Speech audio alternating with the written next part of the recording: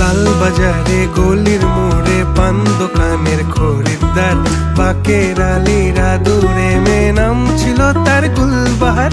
লাল বাজারে গলির মোড়ে পান দোকানের খরিদ্দার, বাকের আলীরা দূরে মেয়ে নাম ছিল তার গুলবাহার।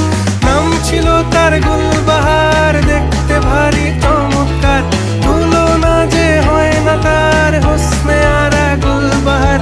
বাকের আলীরা দূরে মেয়ে নাম ছিল তার